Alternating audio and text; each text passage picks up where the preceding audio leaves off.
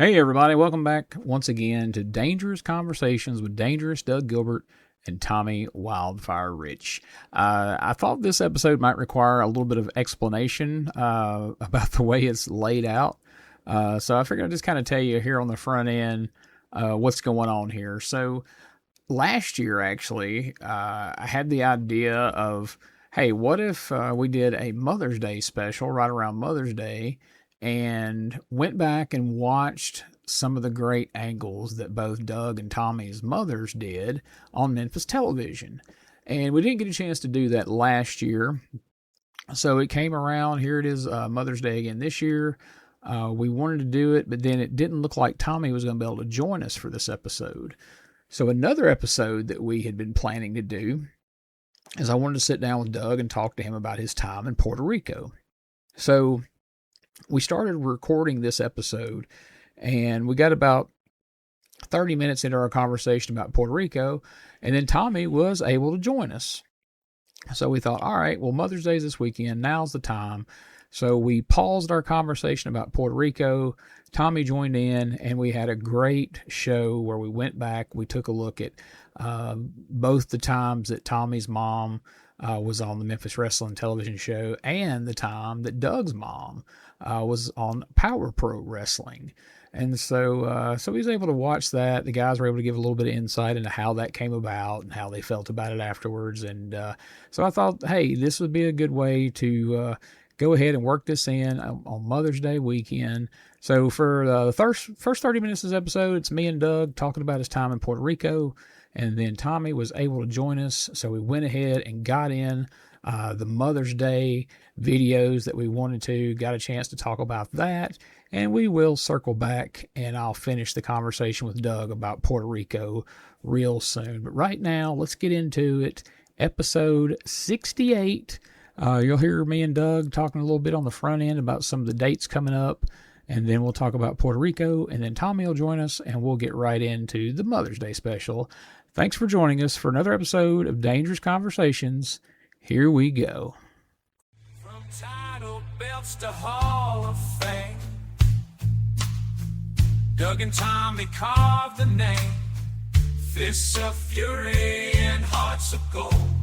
Every story, every fight retold. Tales of glory, laughter, cry. Tennessee warriors with hearts open wide.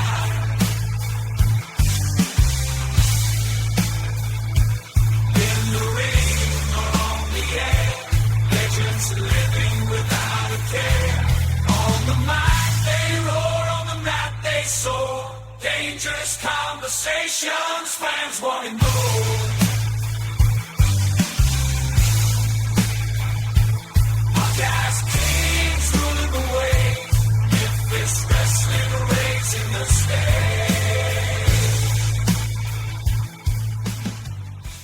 Hey, everybody. Welcome back once again to Dangerous Conversations with Dangerous Doug Gilbert and, well, me. Tommy is unavailable today, so me and Doug's going to be going it not solo, but without Tommy this week.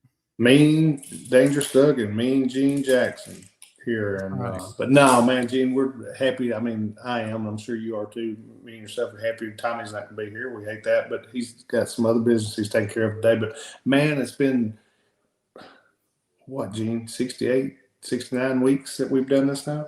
Yeah, 68 weeks. So that's more than 68 episodes. You know, we've like did seasons, so we took some breaks in there. But yeah, 68 times we have done this, and boy, there's some people that's lost some bets on that, haven't they? You ain't kidding. What did I forget what my wife said? What did she say? You keep me a month, or I wouldn't. Yeah, I something. think it's what she said to me one time. She said, I thought he might do it for 3 or 4 weeks at best. And yeah, but man, I enjoy it. Like I said, I enjoy us talking about the different things that the fans want to hear us talk about, that you pull up and that me and you talk about, that people have asked about and everything. I enjoy talking about all the stuff. And too, man, we get to promote different things. You've got things coming up. Tommy's got things coming up. I've got things coming up. Like this, actually tonight, Friday night, May 8th and 9th. That's this Friday and Saturday night.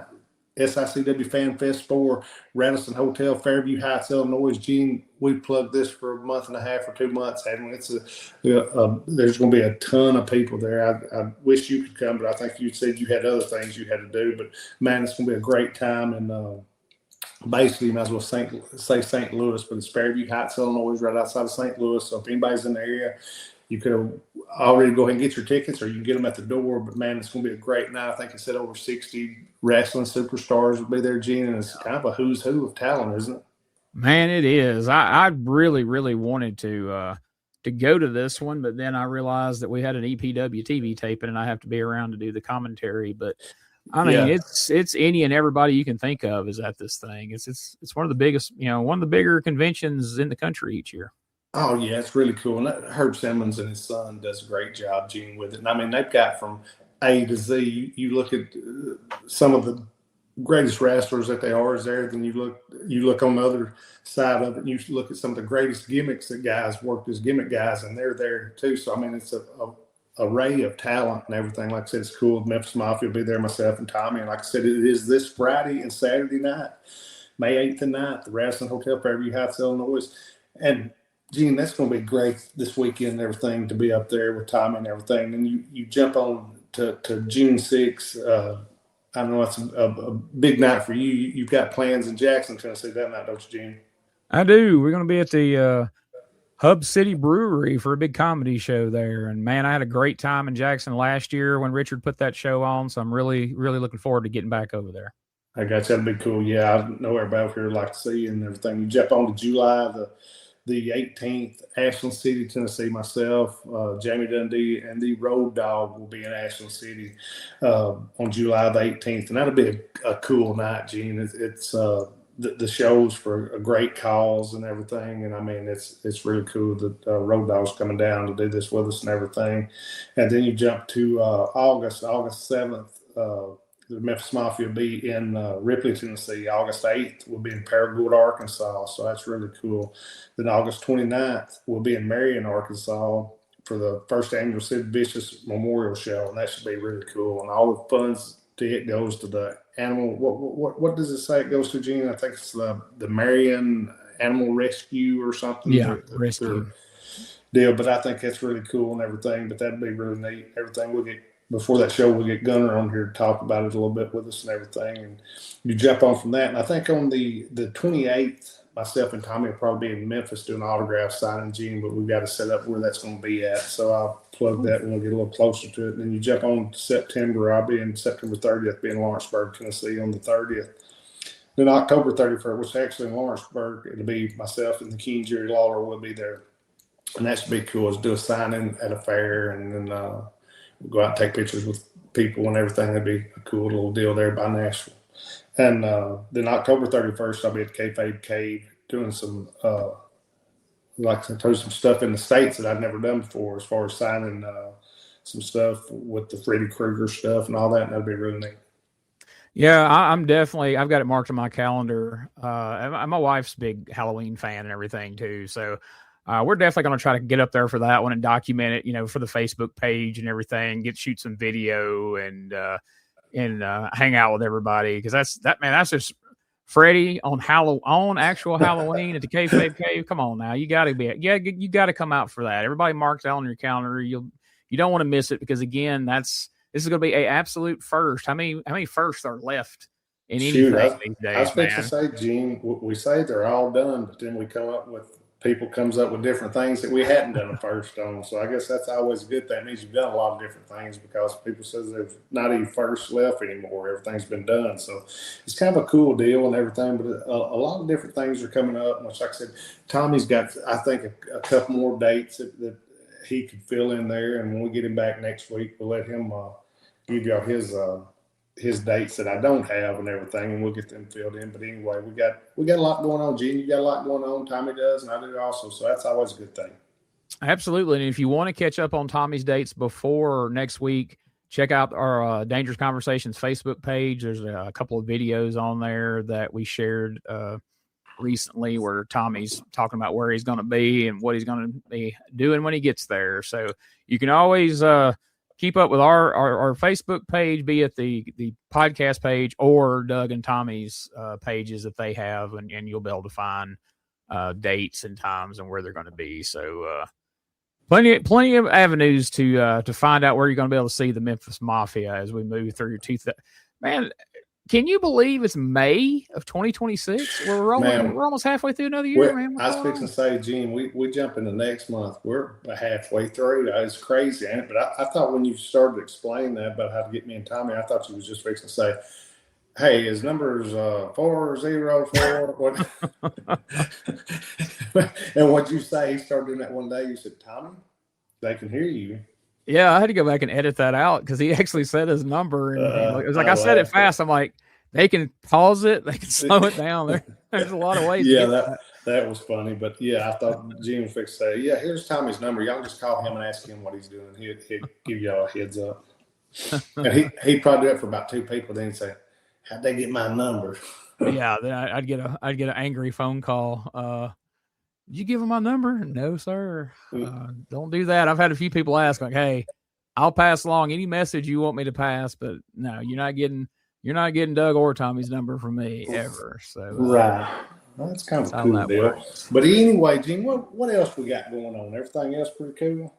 Yeah. I mean, it's just things are rolling along and things are moving fast. Like I say, we're almost halfway through the year, and man, you guys are staying busy, and I'm busier than I've ever been. But we're having a lot of fun with all this stuff. So. Oh yeah, and Gene's been on the world tour. He's been to Washington, and he goes everywhere now. So he has some stories for us. You ought to have some stuff for your comedy set too with this traveling a little bit, right, Gene? Yeah, you get stranded in an airport for 12 hours. You see a few things that you can talk about on stage at some point, So I was fixing that. A lot of people watching will give you some good, some good acts. Yeah, so some talking about people watching. Talking about people watching, I was at that Tupelo Comic Con this past Saturday, and I know you and Tommy had told me about going to them things. And man, you talk about people watching. I saw all sorts of different costumes and just wild and crazy things, and like I'm sitting there with I got my books spread across the table, and I got my 2 banners behind me, and the one's for the USWA podcast, the other one's for Eddie's book. Right. And I had people coming by who had like a tail attached to them and like ears on top of their head, and they stopped and like look at me cross-eyed, like I'm the weirdo because I'm selling wrestling books. Like like, what are you doing here, freak? Remember, me and Tommy was trying to explain to you, explain to you like you don't know, but I mean, you know what I'm saying? We didn't know the logic of this, but what the tails meant and all that. But that was, you might know a little more about that than me and Tommy did, but we was kind of clued out on it. But I laughed. It was a fun day, man. I saw some strange folks, and then I got Neil come and grab me, and I went and ate lunch with him and Handsome Jimmy Valiant, and people were excited to see Jimmy Vane and the Tupelo Steak and Shake just randomly. And so, I was fixing to say that had to have been a little entertaining lunch, wasn't it? It was. He was super psyched about getting a garlic cheeseburger from Steak and Shake. He talked about it all morning, and so he finally got him one, and he was pleased. So, but that was fun. That show was had a good crowd and everything. So. Big day Saturday. I got there at 8:30 that morning, left at 8:00 that night. So I was ready to get to the house. I bet you was. You was ready to be done with wrestling for a minute, wasn't you? I was, but you know what? I sold a bunch of books, and then there were some people that had bought them the previous time I had been there in Tupelo, and they come over to tell me how they enjoyed the book, and they were looking forward to seeing you soon somewhere to get you to sign them and everything. And so that's what Gene I really like as far as, the people getting the books. I enjoy the next time I go listen to them, tell me what they think about it and what they, what they really liked about it, or if they didn't like something about it, I think they would that also. But I mean, it's been pretty positive so far. So I think that's really cool. Yeah. Whenever they come up and go, hey, I thought I knew everything about Hot Stuff Eddie Gilbert, but I didn't know until I read the book about when he went here or when this happened, so that's really cool that, people are able to learn more about him and get some insight into, you know, who he was outside the ring, and nobody knew him better than you. So, you know, who Right. better to tell that? So, Right. And I think that's cool too. And like I said, everybody thinks they know everything, but then when you start putting in personal stuff and bits and pieces that people hadn't heard, I think that's cool to do that too. definitely. You know, you was talking about the big St. Louis show. That if you're listening to this on Friday, hop in the car and head that way. There's still That, time to get there. I was fixing to say that would be Friday. That would be tonight. Come on out. Exactly. Tonight, Tonight. tonight, tonight, as they say, Tonight, and as Bert tomorrow used to night. say. Oh yeah, biggest show ever tonight and tomorrow night. The signing tonight and the signing tomorrow and wrestling tomorrow night. But yeah, it's great. Like I said, Bruce Brody Memorial. That the deal will be good with the Battle Royal. That will be really cool too, Gene. And like I said, you got myself and Tommy, the Memphis Mafia, actually getting in the ring there, wrestling two guys, and you got JBL's wrestling a guy, and I mean it looks like a good card, Gene. It does. So you got the meet and greets, and then you got some good wrestling to check out as well. So you get the best of both worlds. And so one of the things we really hadn't dug into much on the show was, you know, you spent time in Puerto Rico. Eddie spent time in Puerto Rico. I know that was a thing that a lot of people have pointed out from the book was like they didn't know. A lot of people try to figure out, okay, how did Eddie get from, you know, Memphis and out in Oklahoma, tri-states to the WWF. And, you know, we tell the story in the book of how that happened and the Puerto Rico connection there. And that's one of the first places he got the book. And so he spent a lot of time down there. And I just want to kind of talk to you this week about, you know, your experiences going down there. And I know like one of the first times you went was in 91 and you were amongst some friends that went down as well. But I don't know. Let's just kind of talk about what led to you going to Puerto Rico. Like when I went, I got ready for a break. I was working here in the Tennessee territory, and some of my buddies went down there. Tony Anthony and Brian Lee. They went down there. All things that I think they call them the Hollywood Blondes or something. That might be Right. if you read that, Gene, and I right at that what they was called, I think. But they was like a tag team, and they had told me they called me, and I was working here, and I was just ready for a little break, you know, for a little bit just to get away. And they said, "Come on down here." So they need a heel, and we told them that you'd come. I said, "Well, I think I will come." So I give them a notice here, and about a month later, I left and went. And man, it was the territory was down there was, you know, you work like 4 or 5 days a week at the most, and he's off a couple of days and everything, just there on the island and everything. And but me and Tony and Brian, I went down there and I just stayed with them. We had like a 2-bedroom or something. I slept on the couch and everything, but it was cool. You get to hang out with your buddies and you go train, go to the beach, you know, basically every day, then go work and everything. But it was real cool because when I went in, they had just brought Ricky Santana in, and he was super over down there also. And I did a little program with him, and that was real cool and everything. But I worked with kind of everybody, a cast of different characters that was down there at the time and everything.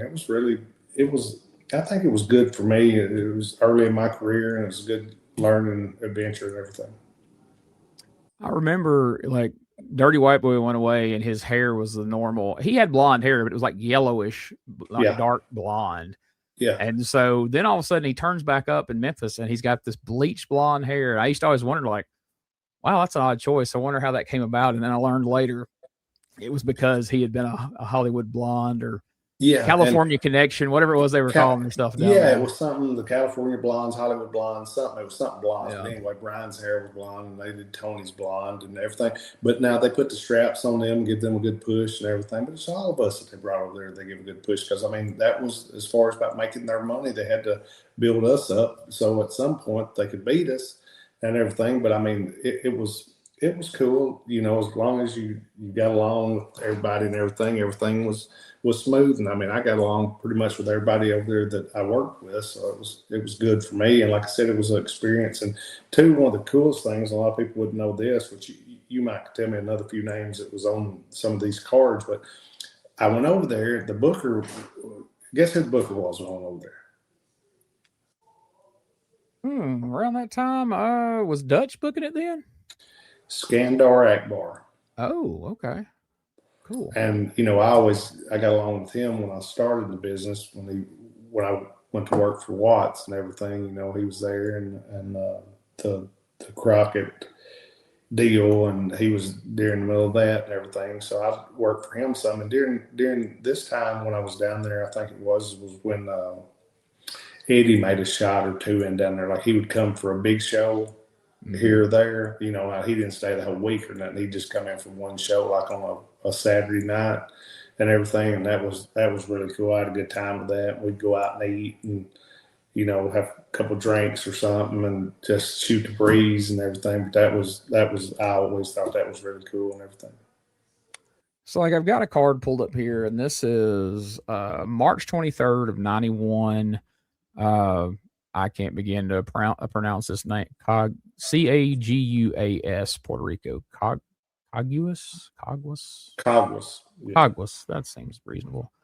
So on this card, Action Jackson taking on TNT was a double count out, and that's Action Jackson. I guess you would have been familiar with him from Memphis, right? Yeah, from Dallas, but then he come to Memphis. But anyway, they done an angle where he painted himself up like TNT, which after he was Action Jackson and everything. I mean, when he first come down there, like TNT, Savio Vega, he had the TNT stuff, and that's what he called himself, Puerto Rico. Well, this guy, they brought him in and they painted him up as TNT, like he was copying him and everything. Right. And they worked the program for a good while, and it helped. And they was doing business down there then. They kind of had everybody kind of programmed out and everything. It was kind of drawing, and that was kind of a good thing when you're anywhere. It's drawing, it's good. But that was good. And like I said, to me, during that time, everyone got along real well, so that was a good thing. Then you had Invader defeated the Madman. I don't know who the Madman was. And then you had Brian Lee and Tony Anthony defeated the Giant Warrior and Ricky Santana. Is that the same Giant Warrior that Burt was using? No, well, I mean, it's the I won't say the original Giant Warrior, but you remember what would I say? You know who I'm talking about. What was his name, Gene? I say the original one, to me, the original one, but they put him with somebody else in some different territories for a little bit as something. Didn't they do something with him for a minute? Butch Masters, Tiger Steel at one point. Yeah, Butch Masters, that's who it was. So that is such an odd pairing. I just imagine like the visual of seeing him and Ricky Santana coming to the ring together. Well, I think that tells you they didn't really have a tag team at that point that they was going to have Tony and Brian work against, but they wound up putting I'm not sure, I can't remember who it was, but they put Brian and Tony in like a long program with two guys there, and they drew some money. I mean, Tony and Brian got some heat, and I mean, they're both, Brian and Tony both was super good workers and everything. I mean, they both get heat, and they did. I mean, we got a lot of heat. We was in the car one night, and I didn't know if we was going to make it out of there or not, and they just started surrounding us. I told them, I said, we got to go, and I just nailed it, and people went every direction, and they said, what are you doing? I said, heck, I ain't letting nothing happen to us down here. And we got back to one of the nights you shake your head a little bit, but I said, it is some heat. But when they start coming after you, to actually get to you, and they about do, it's time to get the heck out of there. Yeah, that's the one thing. Like anybody that goes down to Puerto Rico and works heel always have some stories about the heat and the crowds getting at. I mean, I know like when we was doing Wolfie's book, him and Jamie went down there, and Wolfie had to pretty much flee the country after the bit with where he put the icy hot in the guy's eyes and all that. But of course, that's liable to get you run out of anywhere. I mean, honestly, if you go doing that to somebody, but especially the undercover or the police that's enhancement talent on TV. Exactly. Exactly. So if you want to hear that whole story, check out Wolfie's book. It's all in there, every bit of it.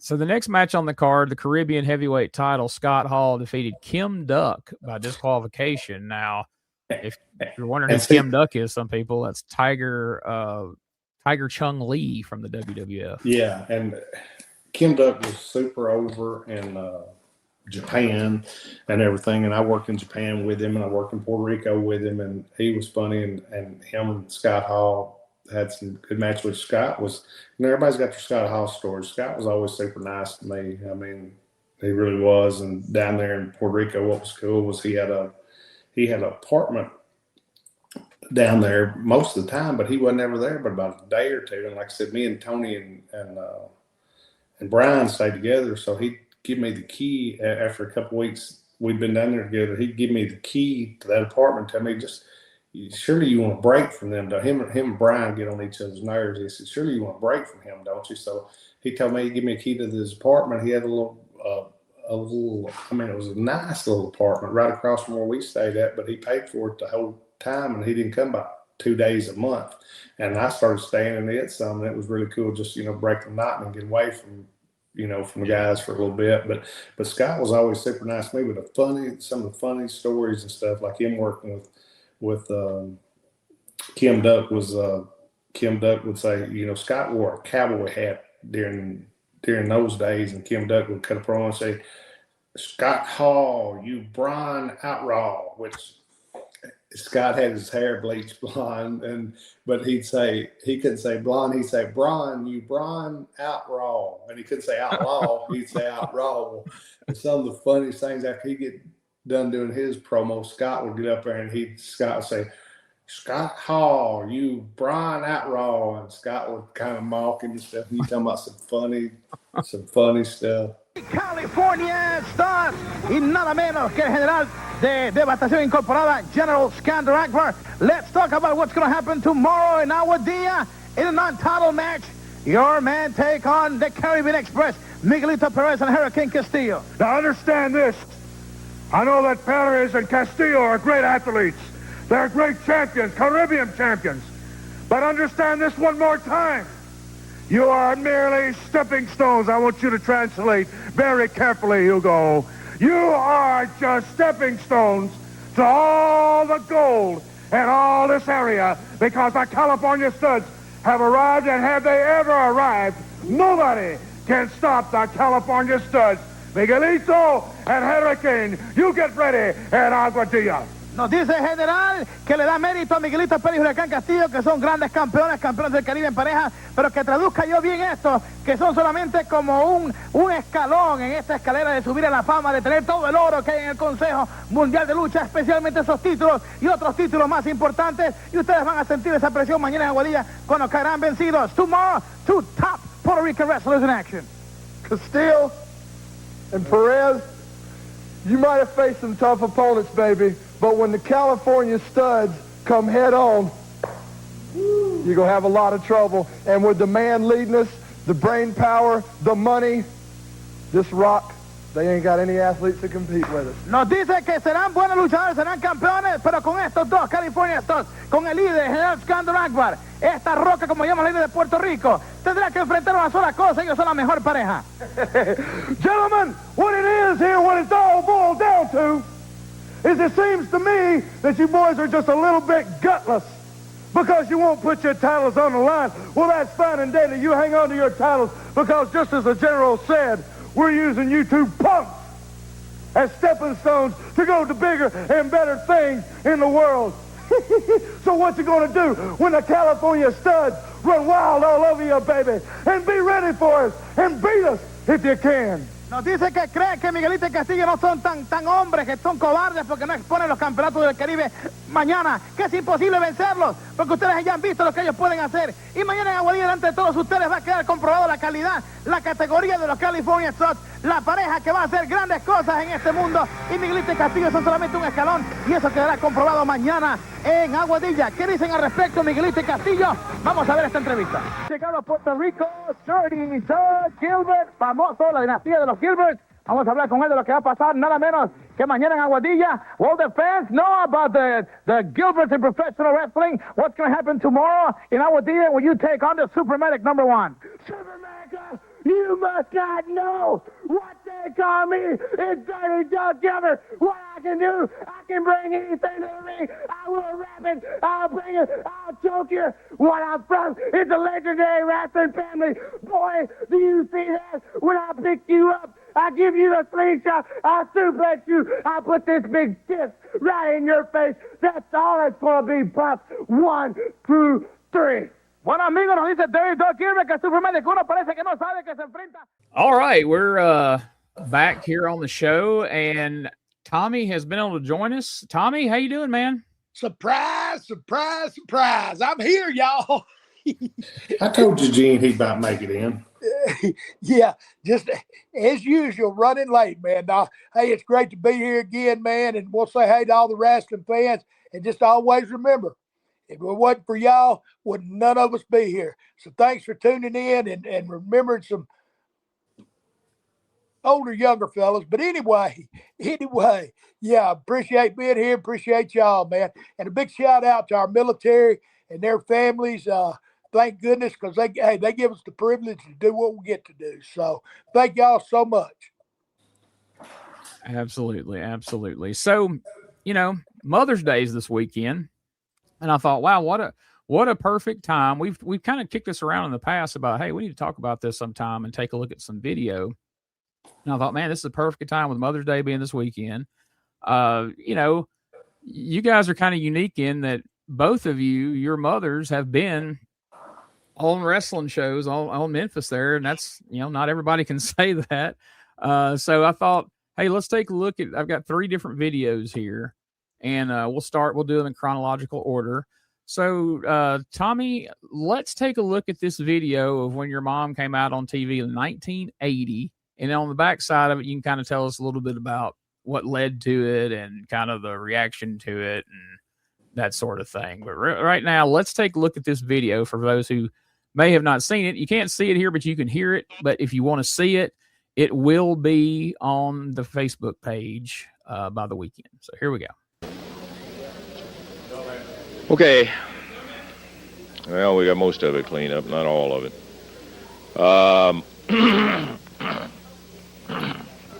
Pardon me. We want to again reiterate that Coco Ware, that was really a lousy thing. Jimmy must have had his mind set so high on it. But that's terrible. He broke the young kid's heart, comes out here and destroys a TV set like that. But this doesn't change one thing. Coco Ware is our TV champion.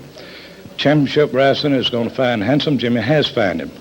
$500 for his action here, and the $500 be taken and to replace the TV set for Coco. Good move. I'm glad to hear that, Eddie. We don't condone what happened whatsoever. Well, I feel sorry for Coco because it was a big moment for him to become the Championship Wrestling TV champion. But sometimes he's still champion. That doesn't change. That's right. Doesn't change that. Now, Lance, I got something that's it's very unusual to take place, but it's a lady here that I've known her most of my adult life. She did a remarkable job raising 2 boys virtually on her own. And like all parents, she's had problems time again, with the boys. She's got one big problem now, and it's with one of her sons. And she called me, and she said if we would grant her just a minute or so on TV, that she thought it would really help straighten out one of the problems. And I want to bring out here now, I think it's the least I could do to help a parent and a mother straighten out a big problem. And I'd like to bring out Peggy Rich. Okay, this is Tommy's mother. We had an opportunity to talk to her a little bit earlier. And Peggy, welcome to Championship Wrestling. I know it's an unusual situation. I understand completely your request of Eddie to have the opportunity to come out here. And I would like to ask the studio audience, regardless of what you feel about Tommy personally, please show the courtesy to listen to a mother as if it were your own mother. And so, Peggy, we're delighted to have you here. Thank you, Lance. And I'd like to take this opportunity to thank you for having me out and letting me try to get across to the people that I do have a problem. Tommy's not the bad guy that he appears to be. I know that Tommy is in the dressing room and is probably seeing me, and it's quite embarrassing to him, I'm sure.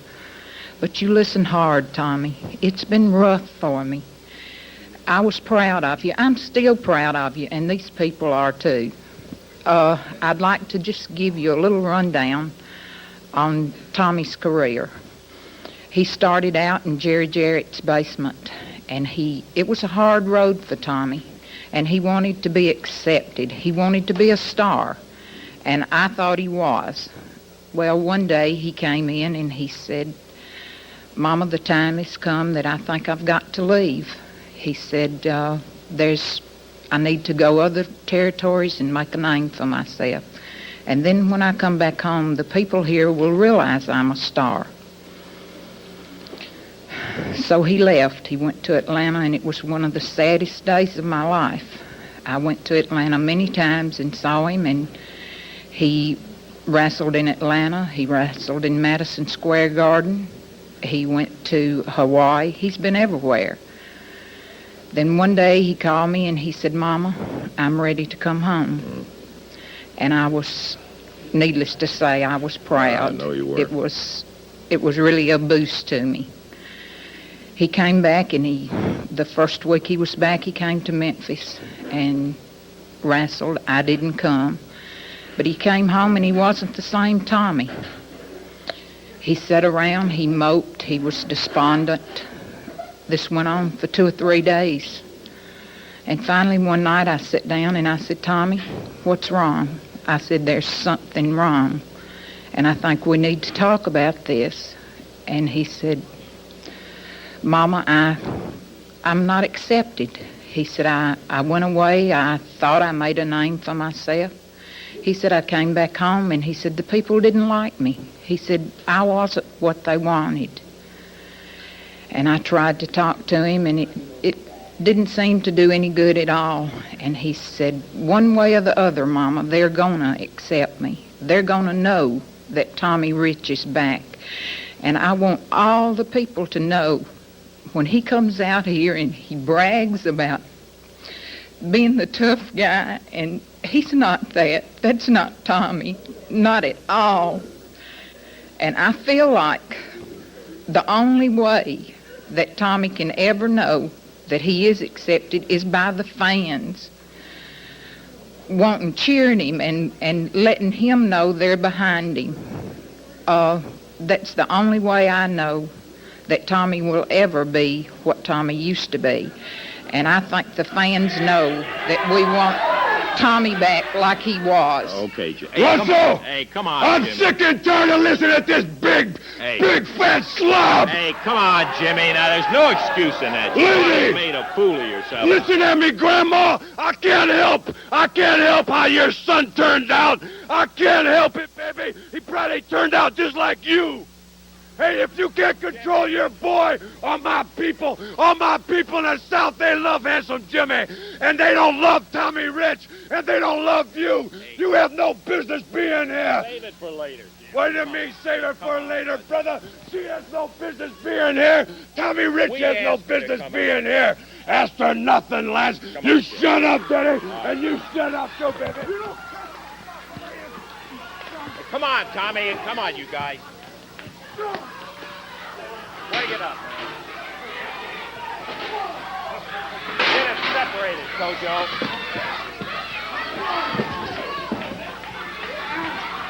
Hey, yeah. Come on, Jim. Okay, there's no excuse in that now.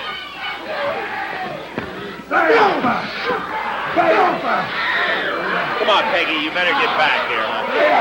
Come on, Peggy. Get back out of the way. All right, hey, come on. Now, that's absolutely... Come on, you guys. Knock it off with this stuff now.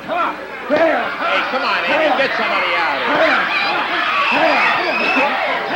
Watch it, Peggy. Here. Come on, just stay back.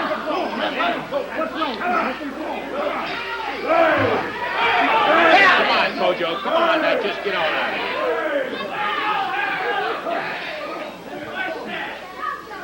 Get him out of here, Bill. Yeah. Just get him on out of here. No excuse.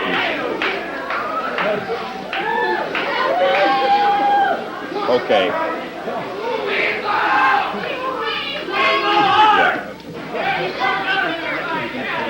See if you can get Peggy on out of here. We'll get somebody else here. They'll get Tommy out. What happened to him? Okay. Where the hell was y'all at when I needed y'all, Okay, man? Tommy. Hey, get him back in the back now. Go get the face taken care of. All right. Hey, come on. You let me come out here.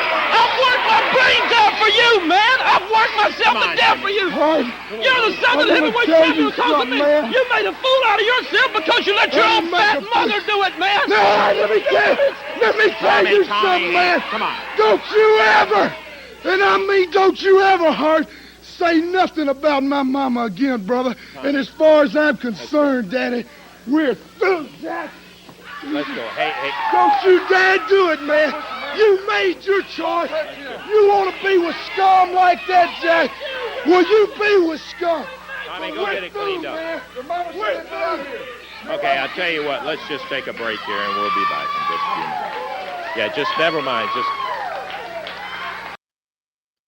Wow, man, that's the kind of stuff that set Memphis apart right there. Like you didn't see that sort of thing go on anywhere else. Man, let's tell us about it, Tommy, how that all kind of came together and kind of what led to it.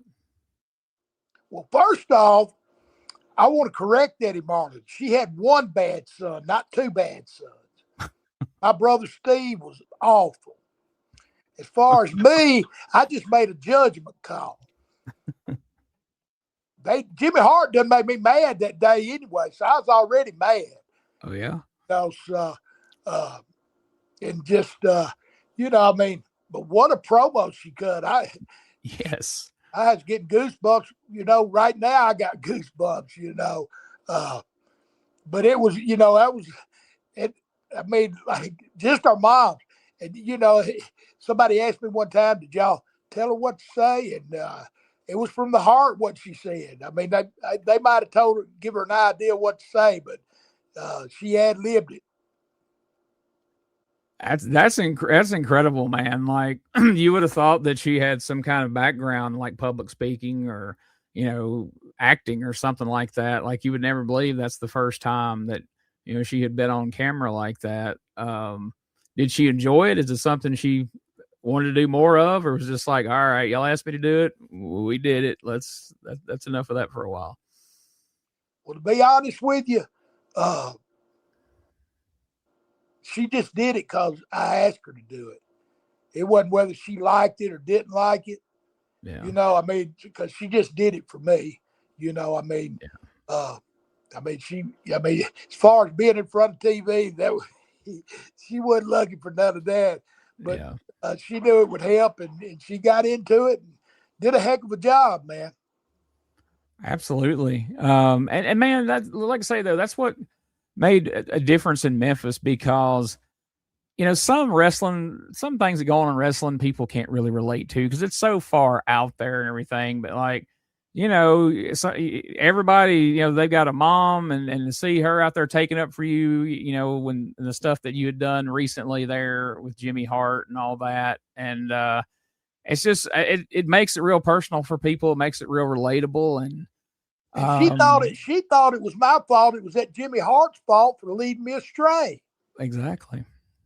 He led a lot of people astray, did he not? I tried to tell her that, but she told me to go over there and sit down, so I did.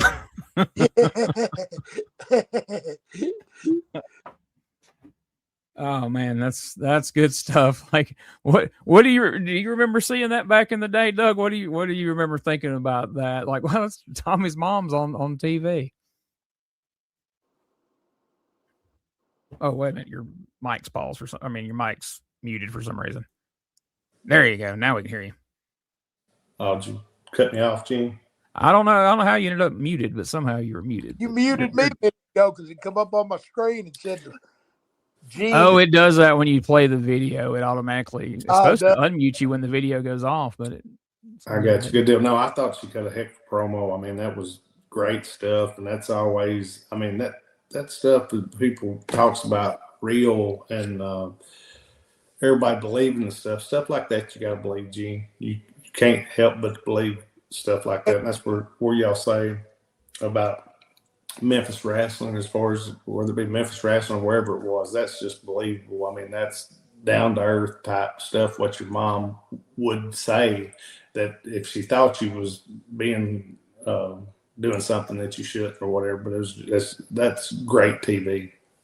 And it's like you said, the heart and the soul, like with my mom, and just the personal. I mean, whether it was like when Plowboy and Jerry Jett brought Plowboy Frazier out on TV and he busted them diamonds out for him and showed him Lawler done worked him. People believe that.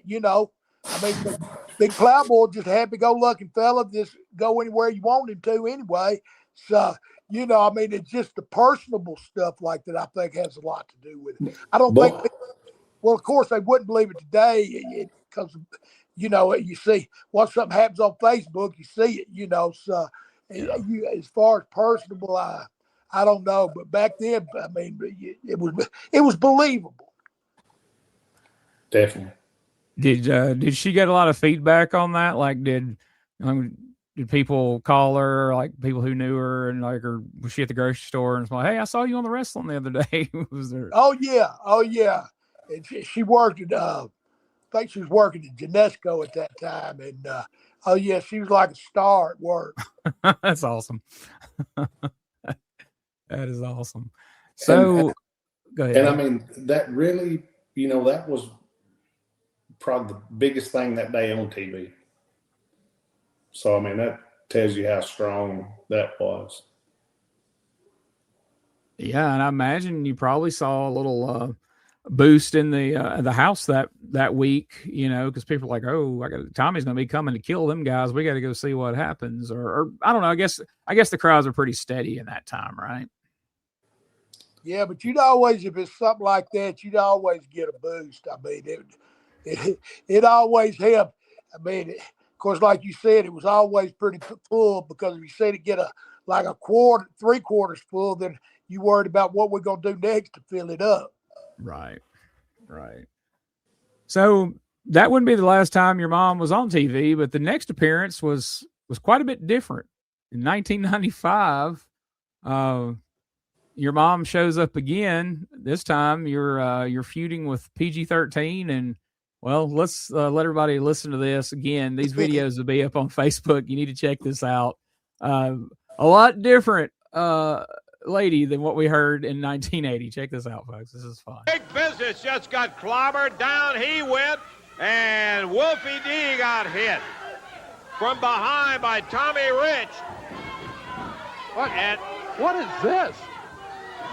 Somebody spraying. Who is that spraying Wolfie D with a can of paint? That lady was sitting in the front row over here. No, here. I know her, Dave. That's Tommy Rich's mother.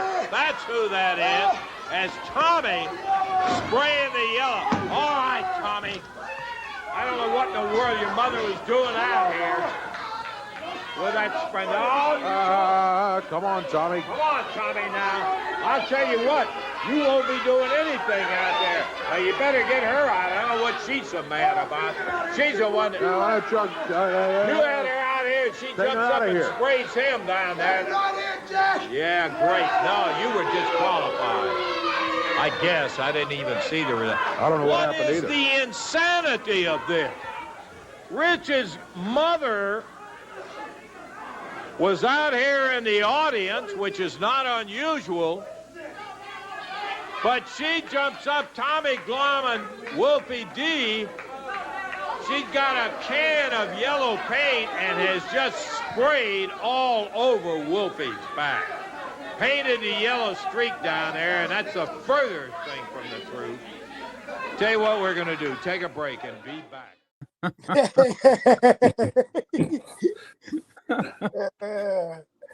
So what was your mom's initial reaction when you're like, "Hey, I want you to come be on TV again, but this time I want you to paint a yellow streak down Wolfie D's back"?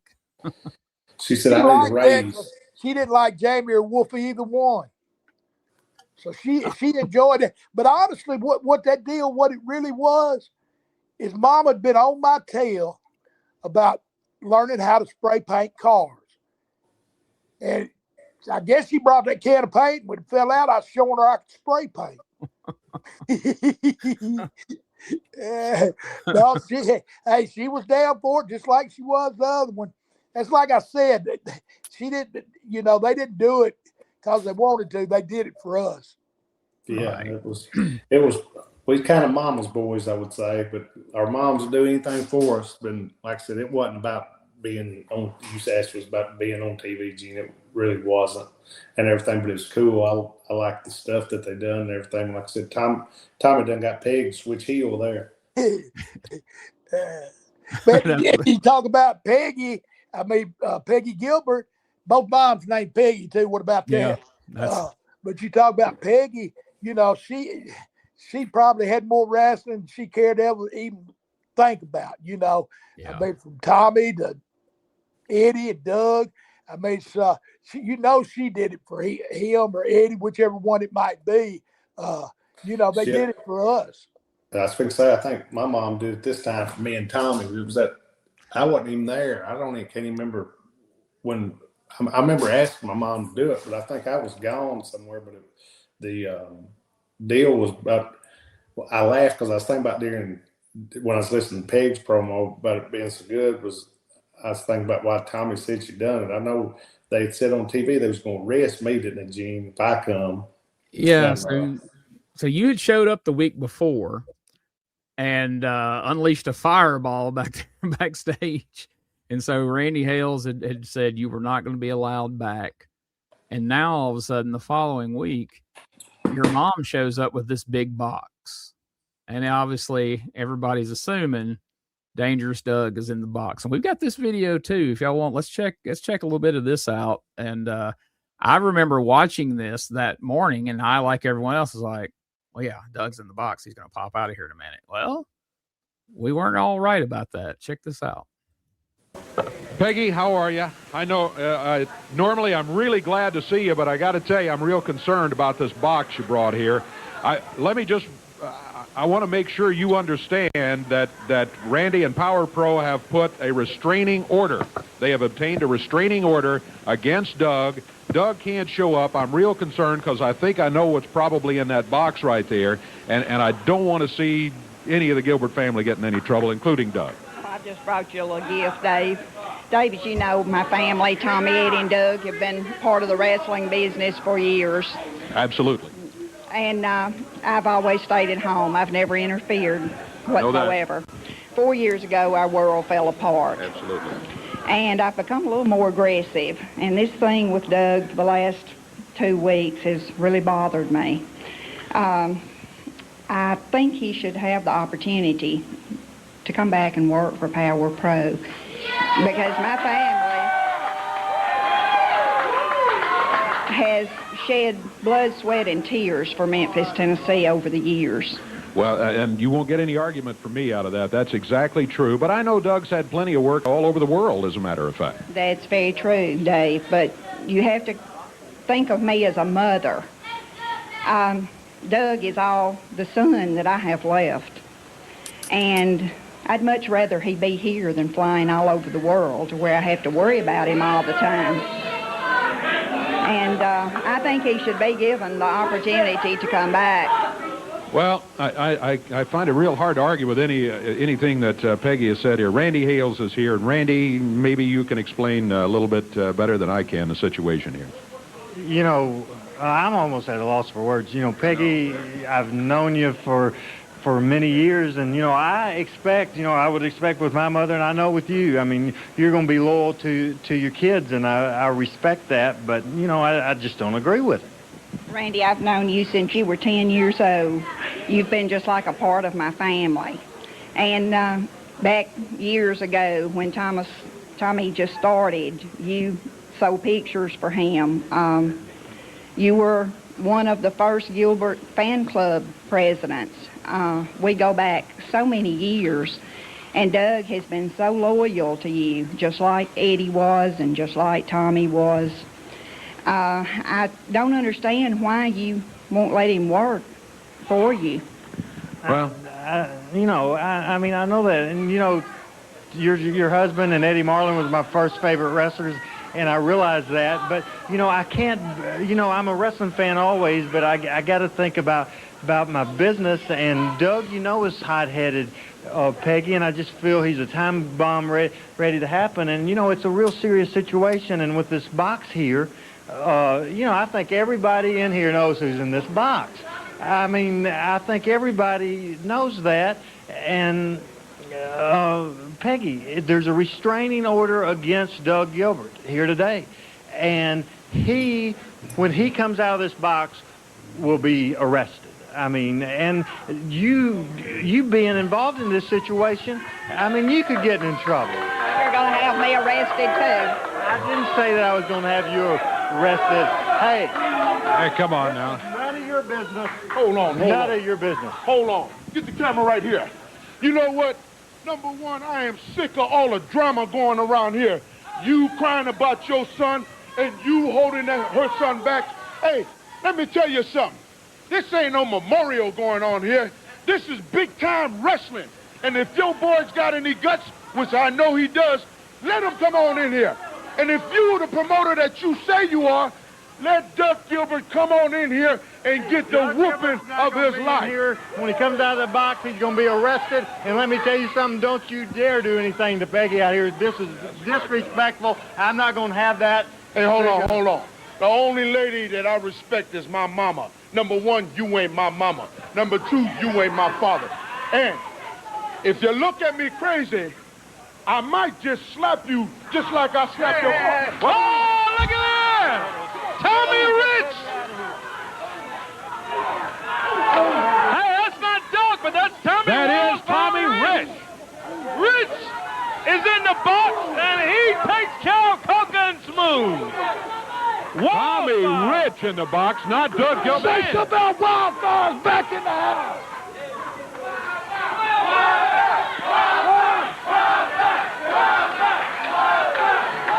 I've been a lot of places, Randy Hales, and you've done a lot of low-down things in your life. But this is one of the sorriest things you ever done. Now, it's a business deal, Tommy. I understand you taking the side of Doug, too. It's business. It's not personal. It's business. Well, 4 or 5 years ago, whatever it was, when Doug and myself was together, it was business then. Different situations, things been said, Doug's made threats. I'm sorry, Tommy. I just can't wait. Look at the way you're acting. How am I acting? Well, he's acting as the president of the company and making business decisions. I got to back him up on that. So you're going to knock a man out of his livelihood? I didn't say that. I said he's got to make decisions for his company. Let me tell you one thing. You might have a restraining order here today, but tonight at the New Daisy, myself and Doug Gilbert both is going to be right there, and we're going to whip somebody. Tommy, I'd love it, since you're in town, I'd love to have you on that card tonight. That's great, but I can't sanction that match. I'm not going to do it, Tommy. I'm absolutely not going to do it, and there's no way for you to force me to do it. Well, I'll tell you what I can do. I can stop this whole doggone show today, because if Doug Gilbert and myself ain't there, this TV show's over as far as of now. No, take a break. No. Force a break. All right, let's do that. Come on, Tommy. Let's take a break. Look out. Let's take a break. Let's go to break right now, and we'll get him out of here. Tommy Wildfire Rich is in the box in there. I thought that saw was that good. coming, did they? That was awesome. Yeah, I think everybody in the thing. There you go. That's that. You can't script that. It's you can't script it. Can't somebody tell you how to say that? I mean, Peggy, she hit everything she needed to hit, and then Randy Hales was his stuttering self. I was about to say, she made all her points so well, Randy couldn't even formulate a comeback to justify his actions. Like, well, I know that, Peggy, but it's my business.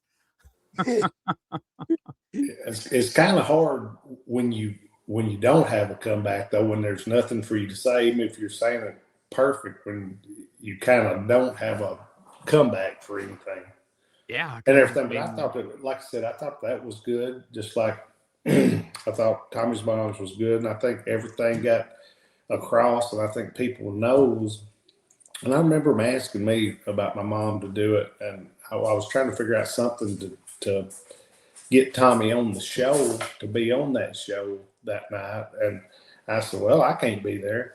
And we talked about it a little bit, and I thought, shit, the only thing that links me to the show would be if I got my mom to do it. And I was trying to figure out how to get Tommy in there. And once, like you said, everybody thought it was going to be me, and that's what we thought too, they would think. And that's why we thought if we put Tommy in there, that would be something totally different than me being in there, what everybody would have thought was going to happen. Yeah, because, I mean, Randy just flat out said, when Doug comes out of this box here in a minute, you know, like it's pretty much just a foregone conclusion. And yeah, I mean, you literally weren't there, right? Because, I mean, you called in on the phone later, and they played that over the phone where you've called in from somewhere, but you literally weren't in the building that day, were you, Doug? No, I wasn't there. He was he was out having a cold one while I carried the load for him. Actually, I don't even think I was in town, was I, Tommy? No, I don't believe you was. I think you'd already had something booked or something for that. I think it was a weekend, maybe. Yeah. He thought it was going to snow, Tommy, and then figured you could handle it. Yeah, I've done that before too. You try to get something started, or what? hey, but what? Before I forget about it though, take a trip back in time on May the 16th. The 80s wrestling cons have been Parsippany, New Jersey. It's gonna be good. You know, so I just got to invite everybody out. You want a picture? You want a photo? Hell, you even got a question. Come on out, because I'll be the man to give you the answer. And there's going to be a lot of guys there, Tommy? Yeah. You know, the 80s, shoot, we was footloose, fancy free, and, you know, that's where we all grew up at in the 80s. And a lot of us are just starting out in wrestling, too. And your dreams, become a legend. And, you know, there's going to be a lot of them at that 80s WrestleCon.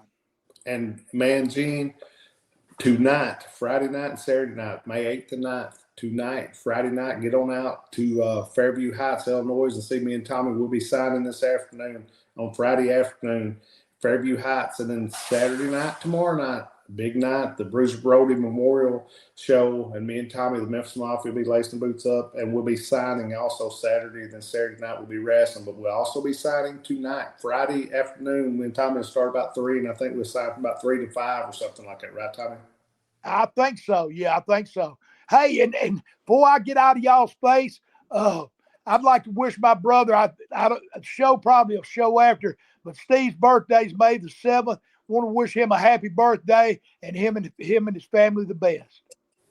Yeah, Steve, happy birthday, dude, and everything. And we'll come by and see you when we get to Nashville. But man, Gene, I think we plugged everything, and we got some good promos out of my mom and Tommy's mom, and that was cool to do and everything. It's Mother's Day was coming right up on us and everything, but that's cool that we got that done. I know we've been talking about it and everything, but man, we've enjoyed talking to y'all. Like I said, we talked a little bit about Puerto Rico, then we got on here and did our mom's interviews. That was really cool to see and everything. But listen, I want to thank Tommy, thank Gene. Guys, y'all got anything else to tell our folks?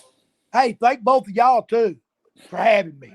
Thanks, man. Yeah, Thanks for coming on here with us. But Gene, what you got? Oh man, just check out all the podcasts we got going on. We've got the USWA review show we do every week. Now we've added a Power Pro review show. We're going through watching every episode of Power Pro and talking about them, and it's getting good response. So just check out all the cool content we got over at the Retro Wrestling Archive. And listen, man, we appreciate y'all listening, and we hope you enjoyed the show, and we will be back next week. And listen, peace, we're out. If you love classic wrestling, then you need to visit the Retro Wrestling Archive.